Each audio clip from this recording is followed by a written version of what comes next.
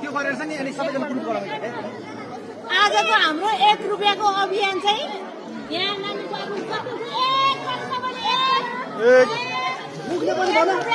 मुखले भने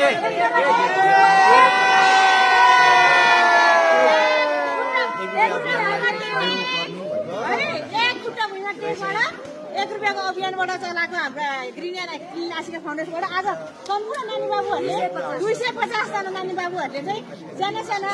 अन्डर भनौँ न एकदम साना साना शिशु क्लासदेखिबाट 5 क्लाससम्मको साना साना नानी भाइ बहिनीहरूले चाहिँ श्री गणेश विनायक माध्यमिक विद्यालय सिफ्टी नौघाट 4 दार्चुला सुदूरपश्चिम प्रदेशमा चाहिँ हामीले चाहिँ यो हस्तान्तरण गरेका छौँ र हामीले अझै पनि विद्यालयलाई सहयोग गर्ने चाहिँ हामीले प्रतिबद्धता राखेको छौँ भन्दै यो 1 रुपियाँको अभियानलाई चाहिँ म एकदम सबैजना जसले 1 रुपियाँ सहयोग गरेर चाहिँ यत्रा नानी भाइहरूलाई चाहिँ टोपी ज्याकेट ट्र्याक सुट जुत्ता झोला दिनु भएको छ त्यसको लागि चाहिँ धन्यवाद भन्न चाहन्छु विशेष धन्यवाद हाम्रो त्यो बहिनी छ नाम भन्नु सक्नु भन्नु त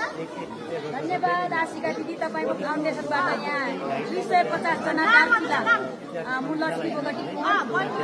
चाहिँ पश्चिममा उनलाई गाइड गर्न आएको हो धन्यवाद धन्यवाद है उहाँलाई विशेष धन्यवाद